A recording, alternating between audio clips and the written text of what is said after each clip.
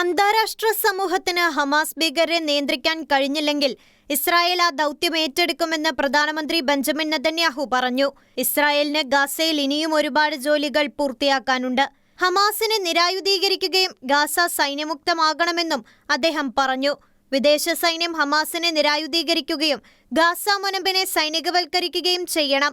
അവരത് ചെയ്തില്ലെങ്കിൽ ഇസ്രായേൽ അത് ചെയ്യും. എന്ത് സംഭവിച്ചാലും ഈ ലക്ഷ്യം നേടിയെടുക്കുമെന്നും നെതന്യാഹു പറഞ്ഞു. US മധ്യസ്ഥതയിലുള്ള വെടിനിർത്തൽ കരാർ ലംഘിച്ചാൽ ഹമാസ് ഭീകരർക്ക് കനത്ത തിരിച്ചടി നൽകുമെന്നും നെതന്യാഹു മുന്നറിയിപ്പ് നൽകി. ആവശ്യമുള്ളപ്പോഴെല്ലാം രാജ്യത്തിനെതിരായ ഭീഷണികൾ നീക്കം ചെയ്യാൻ ഞങ്ങൾ നടപടിയെടുക്കുമെന്നും നെതന്യാഹു കൂട്ടിച്ചേർത്തു.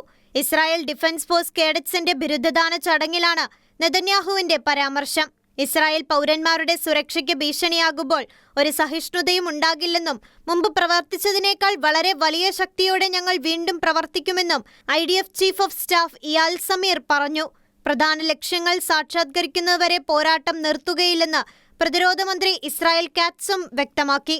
ഗാസയുടെ സൈനികവൽക്കരണം, ഹമാസിന്റെ നിരായുധീകരണം, ഭീകരരുടെ തുരങ്കങ്ങളുടെ പൂർണ്ണ നശീകരണം തുടങ്ങിയ ലക്ഷ്യങ്ങൾ ഇസ്രായേലിന് മുൻപിലുണ്ടെന്നും കാറ്റ്സ് കൂട്ടിച്ചേർത്തു.